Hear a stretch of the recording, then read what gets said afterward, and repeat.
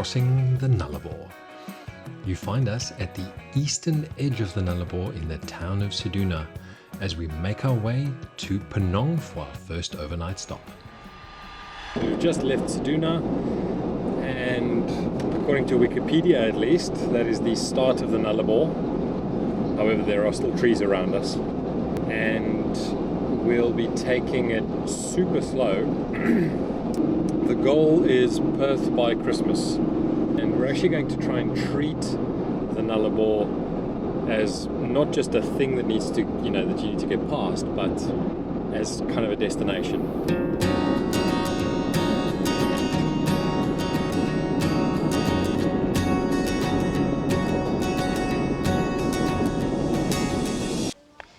Alrighty, so on the way through to WA potentially tomorrow, so it's 400 k's to the border town.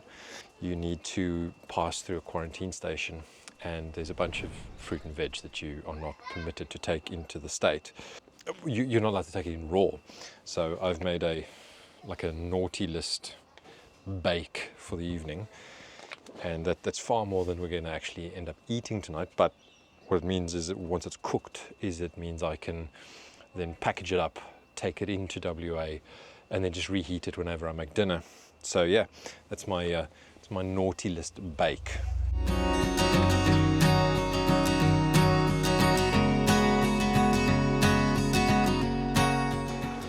Rightio, so before we head off from Penang this morning, got to come have a look at Australia's biggest windmill.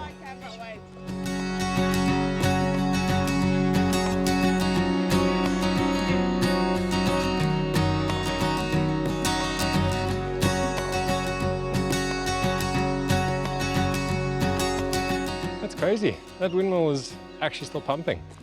So it's the largest windmill in Australia. Now we've seen the windmills, it's off to the Nullarbor Roadhouse. So, Nullarbor is Latin and means no trees. So it comes from the Latin word nullus, meaning nothing, and the word arbor, meaning tree. Nothing tree. Its name's not accurate though. There are a few trees, as we can see. Over 100,000 wild camels roam the plain. Oh. They were brought over, they were brought over in the 19th century. They were imported from British India and Afghanistan. So they're Afghan camels, Afghanals. It's home to the longest straight road on the planet at 146.6 kilometers. This is a cool one. The legend of the Nullarbor nymph. Okay. Was a very successful publicity stunt in the 1970s. Reports and grainy footage of a feral woman living half naked among the kangaroos on the Nullarbor Plain brought journalists from all over the world to the small town of Eucla, which had a population of 8 people at the time. Wow! Yeah.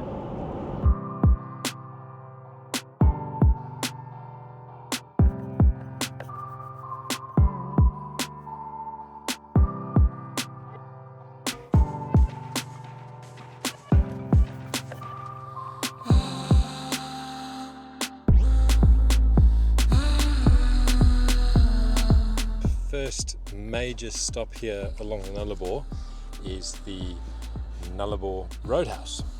The roadhouse is actually situated, I want to say, perfectly along the Nullarbor to demonstrate the treeless plain. Definitely have a look around, because it is the most surreal feeling looking around, and there's just low scrub in every single direction. They've also got the old Nullarbor Roadhouse here, just a tiny building back from when the roads around here were still dirt roads. We're just going to have a quick bite to eat, and then we're back on the road and doing a run for the border today.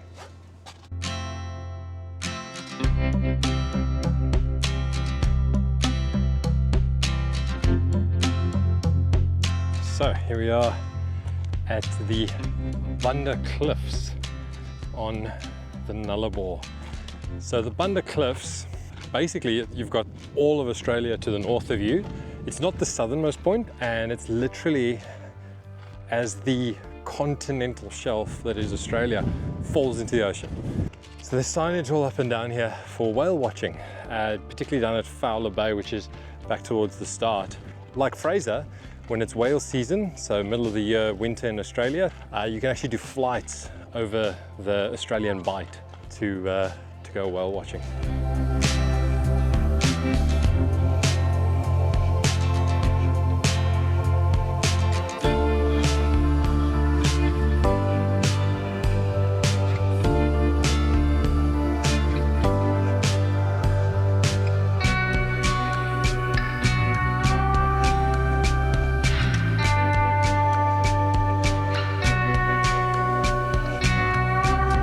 Yeah, that's Bunda Cliffs. Great, like beautiful, beautiful spot. Definitely worth a stop.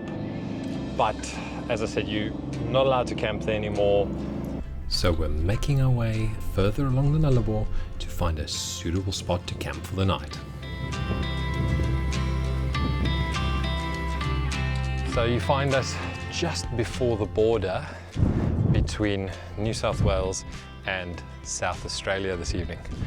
We had initially thought that we'd be traveling sort of 2 hours at a time before we got to the border village, but our bub was really, really good today. After we'd stopped off at the Nullarbor Roadhouse, we hit the road again and we made it all the way to the border village. The border village is just down that way, so west of our current location. This country just has so much to give. The colors and just the scenery around here is just like, it's amazing.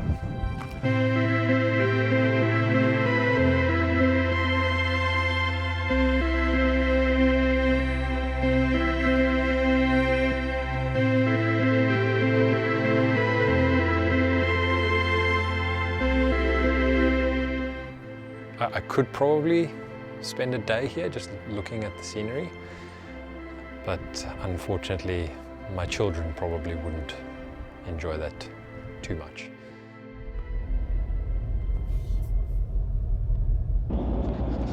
Alrighty, so welcome to WA.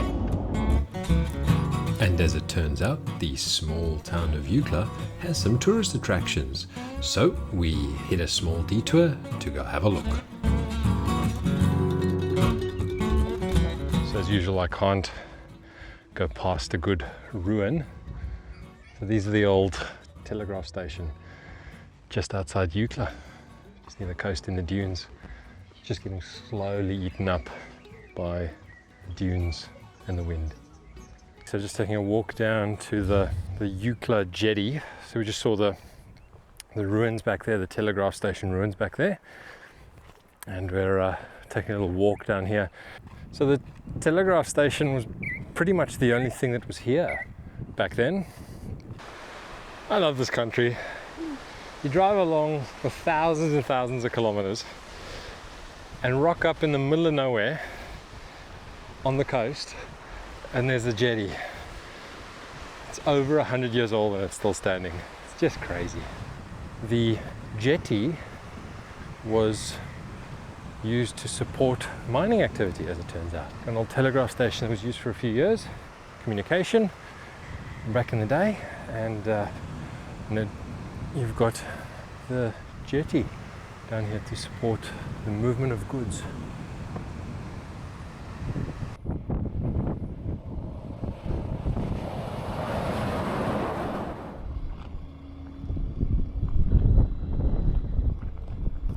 Copy the white truck behind the grey caravan. I'll tap off when you're alongside. All right, so we were driving along then, and Bub, our little 8-month-old, decided that she was hungry and there was no way we were going to get her calm. So we jumped onto Wiki Camps as we were driving along and literally found, I think this spot's name is Behind Trees Away from Road. That is literally this spot's name.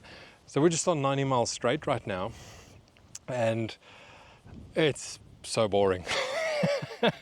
I'm playing mind games with myself, listening to audiobooks, probably about 45 minutes from the end where we'll have our overnight stop. We're just powering along now as much as we can to get through to Norseman. The only top up we've done since starting the Nullarbor in Sejuna has been fuel.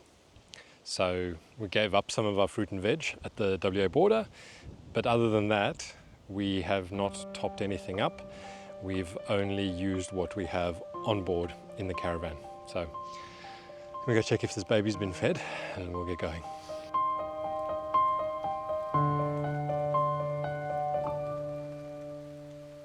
All right, so here is my beverage. Angela's over there with hers. 6 hours in a car with kids. She probably screamed at us for an hour today, our baby. So I'm gonna have this now and not think about driving. Good evening. So we're at our quick rest stop here next to the road. We're kind of tossing up what to make for dinner. So this is a pizza. So you use a wrap as a base, so you don't have to cart bases around with you. Wraps last really long. You don't have to refrigerate them if you haven't opened them. Once you've cooked them, they make this really nice crispy base pizza. So yeah, get on it. With dinner out of the way, we encountered one of the best sunsets I have seen in my life.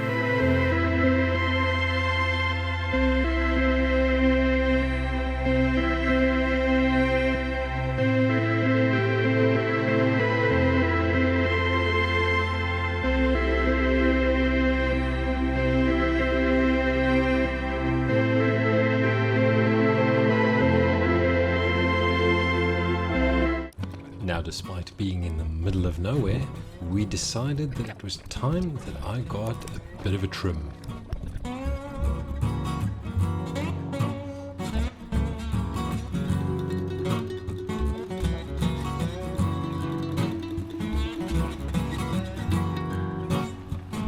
Sadly, on our way out of camp, I encountered my nemesis. Yeah. Somebody's just left their rubbish. That is just And later, we got a sobering reminder of what can happen when things go wrong. Oh, wow. Class 1's an all-terrain Shaco. And that brings us to our final destination and the end of the Nullarbor, Norseman in Western Australia. It's named after a horse, by the way. We're just staying in the van park here in Norseman itself. So we'll be spending the night here before we head on to Perth via a couple of little stops along the way. But for now, that is the end of the Nullarbor. Hope you've enjoyed the episode and we'll see you next time. Cheers.